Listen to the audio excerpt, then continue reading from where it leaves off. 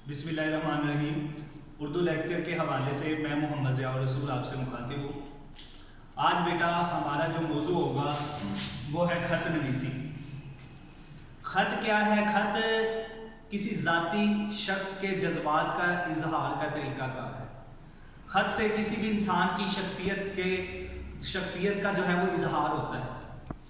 और मिर्ज़ा गालिब ने तो ख़त को निस्फ मुलाकात कहा है। वो कहते हैं कि जब हम ख़त लिखते हैं, पढ़ते हैं, तो ऐसा ही है जैसा हम किसी से मुलाकात करते हैं, हमारी आदि मुलाकात हो जाती है। और मिर्ज़ा गालिब ने ख़त को बड़ा ही आसान बनाया है। वो कहते हैं ख़त इस तरह लिखना चाहिए कि ऐसे लगे कि आपके सामने कोई बैठा गुफ्तगू कर रहा है। तो आज बेटा हम ख़त देखेंगे, 2-3 तरीका का चीज़ें देखेंगे इसमें।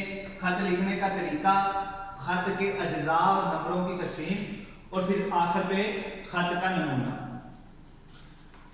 अच्छा बेटा, ख़त लिखने का तरीका कार ये है कि इसमें एक तो सादा और मुख्तसर फिक्रात होने चाहिए, यानी छोटे छोटे जुमले होने चाहिए और आसान लफ्ज़ों में होने चाहिए। ज़्यादा तवील नहीं होने चाहिए कि जिससे इंसान जो है वो बोरियत महसूस करे।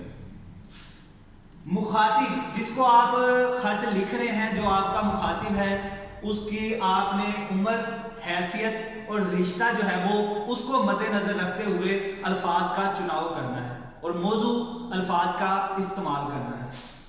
इंसानी जज्बात और एहसासात का इजहार ख़त में नजर आना चाहिए।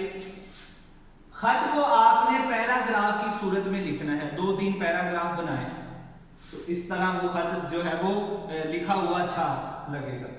अल्फाज में उम्दा मंजर कशी नजर आनी चाहिए। जो आप अल्फाज जिसका आपने चुनाव करना है उसमें एक खूबसूरत तरीके से जो है वो मंजर कशी नजर आए। खैरियत दरियाफ्त करना, आगाह करना, आप जिसको ख़त लिख रहे हैं उसकी भी खैरियत दरियाफ्त करें और अपने बारे में भी आगाह करें। उसके अलावा जो है वो ख़त में अच्छे नंबर लेने के लिए आप कोई शेर, हदीस, कोई कौल, वो भी आप ख़त में लिख सकते हैं बतौर हवाला, बतौर कोटेशन। ख़त कितना होना चाहिए? 1.5 का 2 सफ़ात पर मुश्तमिल होना चाहिए।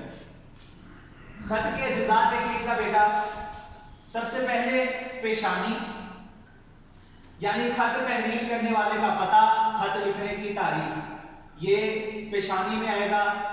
क्या लिखेंगे उसमें आप? इम्तिहानी मरकज़ या कमरा इम्तिहान। तारीख जो है वो आप उर्दू में लिखेंगे जिस तरह मैंने लिखी हुई है बेटा। उसके बाद दूसरे नंबर पे अलकाबो आदाब, जैसे मैंने पहले बताया, मर्तबा के मुताबिक खिताब दें आप। अगर वालिद मोहतरम है तो उसके मुताबिक आपने अल्फाज का चुनाव करना है। जैसे कि ये मैंने नीचे लिखा हुआ है, अंदाज़े तखातुब। अगर आप बड़े को ख़त लिख रहे हैं तो आप एहतराम और ताज़ीम, इसके आपने कलिमात जो है वो अदा करने हैं। किबला, काबा, मोहतरमी, आप, जनाब।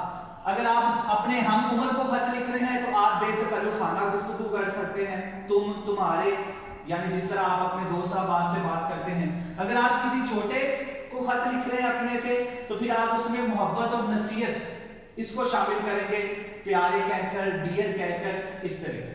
तो अलकाबो अदाब, मर्तबे के मुताबिक खिताब होना चाहिए। वालिद मोहतरम है तो किबला और काबा, वालिद मुकर्रम। उसके बाद उनके साथ अस्सलाम वालेकुम।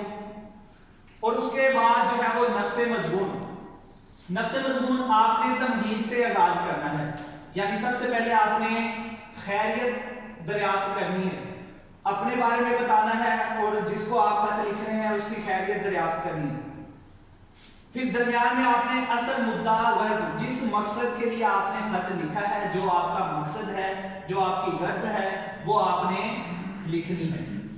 उसके बाद आपने उस ख़त को मुकम्मल करना है। मुनासिब अल्फाज में, मौजू अल्फाज में आपने उस ख़त को इख्तिताम की तरफ लेके जाना है। और फिर आखिर पे इख्तितामिया, मुनासिब दुआया कलिमात आपने अदा करने हैं, यानी जिसको भी आप ख़त लिख रहे हैं उसके लिए नेक ख्वाहिशात, नेक तमन्नाओं का इजहार करें, उनको दुआ दें। अब बेटा इनके नंबरों की तकसीम भी साथ देख लें। एक नंबर जो है वो इम्तिहानी मरकज़, एक तारीख का नंबर है, 2 नंबर फिर अलकाबो आदाब के हैं, 1 नंबर इख्तितामी कलिमात का है। ये 5 हो गए, तरीक़ाकार के 5 हो गए, और 5 नंबर नफ्से मजमून के हैं। तो इस तरह जो ख़त है बेटा वो 10 नंबर का है। अब ये खत का नमूना देखें।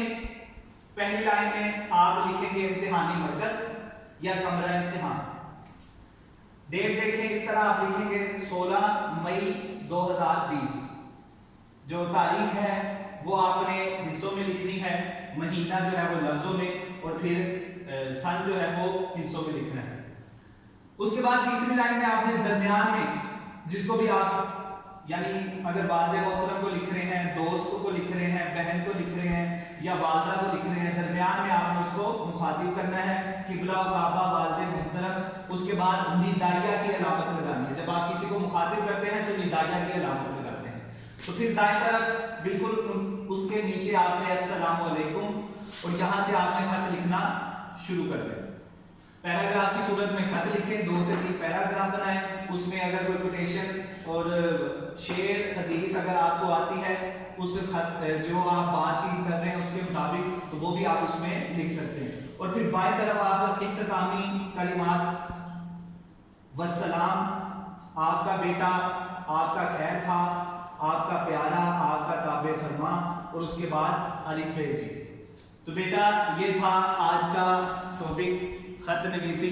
उम्मीद करता हूँ कि खत लिखने का तरीका, किस तरह उसको लिखना है, किस तरह अल्फाज का चुनाव करना है, मैं उम्मीद करता हूँ कि आपको आज का लेक्चर समझ आया होगा। अगर कोई बात पूछनी हो तो आप ज़रूर पूछा करें। अगले लेक्चर तक के लिए अल्लाह हाफ़िज़।